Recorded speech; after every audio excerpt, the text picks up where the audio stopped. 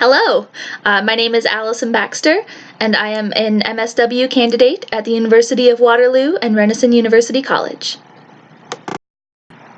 Over the course of this year, we were tasked with creating a tangible project that highlights our journey and all of the things we've learned through our practicum and our coursework.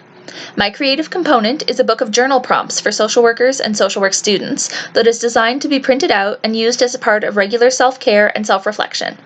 As we know, self-reflection is a vital component to the field of social work. Self-reflection is a way for us to ensure that our behaviors are ethically responsible and uphold the requirements of our guiding college's code of ethics and standards of practice.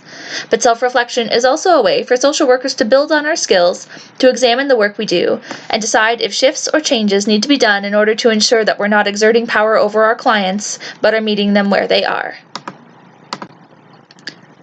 My work experience thus far in my social work career has been primarily with adults with developmental disabilities at a private, nonprofit day program in Burlington, Ontario called Camelot Centre. It is here that I did my first college field placement when I was in the social service worker program at Mohawk College, and I got my first taste of social work and the impact that a person can have on another's life. I was hired to work at Camelot not long after my placement finished, and after working there for several years as senior staff and then as program coordinator, I still remain on staff as their casual and relief person while I've been completing my master's. Camelot has provided me with a lot of wonderful learning opportunities over the years that I have been able to relate to the courses in the MSW program. I learned so much about my supervision and leadership styles this year by reflecting back on my time as program coordinator of Camelot and identifying my strengths and weaknesses as a leader. As well, it is at Camelot where I first learned how challenging it can be to practice person-centered care with vulnerable populations. There is an assumption that society presents that people with disabilities can't speak or think for themselves, that they need other people to make their decisions and tell them what to do with their lives. And this is a hard bias to overcome because it can be very easy to exert power over this vulnerable population. Through my work at Camelot, as the first hands-on social work experience I've ever had, I overcame these ingrained systemic biases, and I'm better able to support the students there to achieve their goals, to help them integrate into the community, and be their friend and teacher instead of just their staff person. I strive to make my practice one of meaningful recognition of my clients in an effort to promote social justice and inclusion of all the populations and communities that I'm involved with.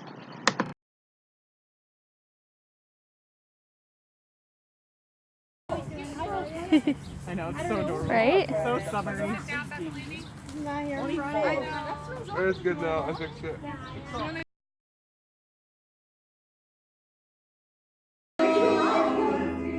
Dad, will you be here Monday or Wednesday? Good. I won't be. I won't be here next Monday. The most valuable experience in my MSW journey has most definitely been my field placement at the Canadian Mental Health Association, Brant, Haldimand, Norfolk. I was a part of the counselling program in the Brantford, Ontario office of CMHA. While Camelot Centre has been a great place for me to learn soft skills and how to interact with clients and families, I found that I was lacking the hard skills of a seasoned social worker. Something that was stressed throughout the MSW program is that in social work practice there is knowing, which refers to skills, theories, and education in our studies and practical experience. Then there is doing, which is our practice and how we do what we know. And finally there is being, which is where the relationship occurs and balances our knowledge and practice. The relationship with the client is the most important part of being a social worker. It's what gives us balance between theory and practice, between too much power and too little, between talking the talk and walking the walk. At CMHA, I was able to put into practice theoretical skills like documentation, assessments, how to manage a caseload of clients with vastly differing needs. I was given the opportunity to facilitate and even develop psychoeducational groups for adults with a variety of mental illnesses, ranging from depression and anxiety to borderline personality disorder to bipolar disorder and psychosis. I also held a caseload of 4 clients who I saw one-on-one and was able to meet with them from the beginning of their counseling process and see them through until the end of my placement, learning how to decide which types of psychotherapeutic techniques to apply, what tools and information to provide to them, and how best to support their unique and individual needs. It was here that I learned about the recovery model, something that I had heard about in passing but never truly got to understand the scope of during my previous education. What I've learned and subsequently incorporated into my practice is that recovery is an individual process that looks different for each person. One person's recovery from their mental illness may be the ability to leave their house again, while another's may be to no longer need to be hospitalized during a mental health crisis. The examples are vast and varied, and each person will need a different set of supports and guidance to be able to get to the goal of their own recovery. It's an ongoing process that isn't linear, but full of turns and backtracking, learning about oneself in the best and worst time of their lives. This perspective took what I thought I knew about person-centered and strength-based care and enhanced it tenfold. Alright, this part's gonna sound cheesy, but what I learned the most from my placement was confidence in myself.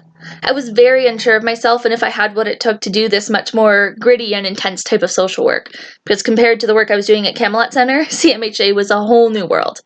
Add in the fact that my supervisor at the beginning of my placement went on an unexpected medical leave, and I had to begin again with a new supervisor, and I really wasn't sure if I had enough fake it in me to be able to make it. But my new supervisor and I meshed very well, and we had a lot of similar work ethics, and that made it easy for us to build a rapport and build on the foundations I had started with my original supervisor. With her more hands-on approach at the beginning of our relationship, I got to observe and then try some of the new skills I was learning before being set free to do them independently. I was tentative, but as we did each sit-down supervision session or had our call-in meetings with my placement coordinator midway through and then at the end of my placement, I could actually hear myself becoming more confident in what I was saying and doing and believing that I was doing a good job. It was the boost I needed to overcome some of the major imposter syndrome that I was experiencing and wondering how on earth I was allowed into an MSW program and if I had the knowledge and know-how to practice social work on that level. Turns out I do. So, how does all of this tie into a journal prompt book, you ask? Well, the idea actually came from a similar project I was working on for a colleague at CMHA. She wanted a journal prompt book about emotions for a group she was going to be running, and I was given the task of completing a partially started book that another student hadn't had the time to finish. I've always enjoyed writing and found journaling to be a great way to sort of figure out what was behind some of the emotions I was feeling or the challenges that I've been experiencing. Because I had already worked on one type of journal prompt book, I knew the basics of what software I wanted to use to create my own and how I wanted the book to look and feel. That being said, it was a much longer process to come up with the actual prompts for this project, once the technical details had been sorted out. I wanted a selection of prompts that would be beneficial for social workers in particular, as self-care and self-reflection are such an important part of the social work process. However, I also wanted this book to be something that social workers could use as a self-care tool that didn't focus solely on more social work.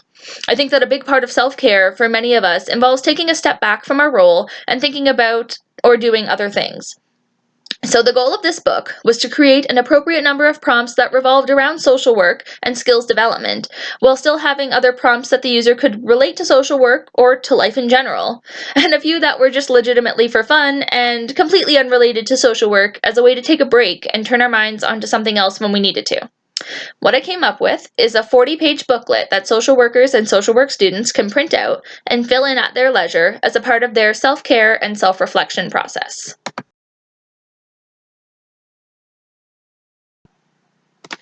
The prompts and questions that are social work related are ones that I have asked myself this year. I found them a helpful way to integrate the course content we've been provided with to my own practice and values.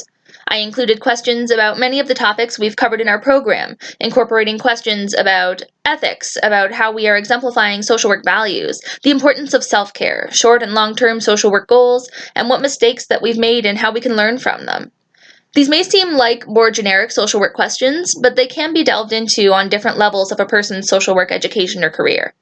Someone at the beginning of their BSW could answer these questions on the surface level, while those of us who are finishing our MSW or who are working in the field already might be able to go deeper and explore underlying biases, behaviors, and challenges in each of these questions to further their self-reflective exploration. There are also some questions that could be related to social work or not, and some fun and frivolous questions like, what song do you stay in the car to listen to until the end? And what is a dream that you would like to redream? Along with some interspersed mindfulness coloring pages and chances for some hands-on activities for those who respond well to a more kinetic kind of stimulation. I'll be honest, this year has been a challenge. Skills I thought I was proficient at, like organization and time management, became difficult again as I took on the new way of learning that a completely online program demands. I had to push my self-motivation and discipline to the max and delegate or cut back on other areas of my life so that I could dedicate the time and attention necessary to successfully completing an MSW. I feel that I have engaged with and mastered the social work competencies asked for us because I have adopted the values of a professional social worker. I adhere to the values and ethics of the profession, promote human rights and social justice in my placement and my employment work that I've done. I've employed critical thinking in my practice and my education, and engaged in research and policy endeavors to the best of my ability, despite limited opportunities to do so. This journal prompt book represents many facets of my personality, including being thoughtful and contemplative, creative and artistic, and silly and eccentric, which is just the nice word for weird. I hope that this video has been a good representation of the journey that I have been on not just this year, but in my social work career as a whole. This year has been the cherry on top of an almost 10-year career in social services and social work, and it has left me not just a better social worker, but a better person who is confident in her skills and ready to go out into the world and see what kind of positive impact I can make.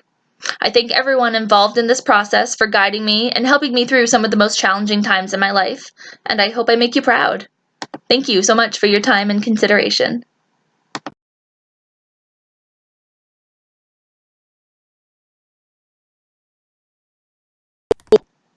I'll be honest, this year has been a challenge.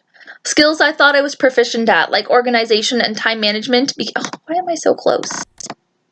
I'll be honest, this year has been a challenge. Skills I thought I was proficient at, like organization and time management, became hard again as I took on a new way of learning that This year has We're going again. We're gonna do it again. I'll be honest, this year has been a challenge. Skills I thought I was proficient at, like organization and time management, became difficult again as I took on the new way of learning that a completely online program demands. I had to push my self-motivation and discipline to the max and delegate or cut back on other areas of my life so that I could dedicate the time and attention necessary to completely You know what's been a challenge? Talking. Talking has been a challenge. Needs. It was here that I learned about the recovery model, something that I had heard about in passing but never truly got to understand the scope of during my previous education. And what I've learned and subsequently incorporated into my practice is that the recovery come on! The most valuable I can't work under these conditions.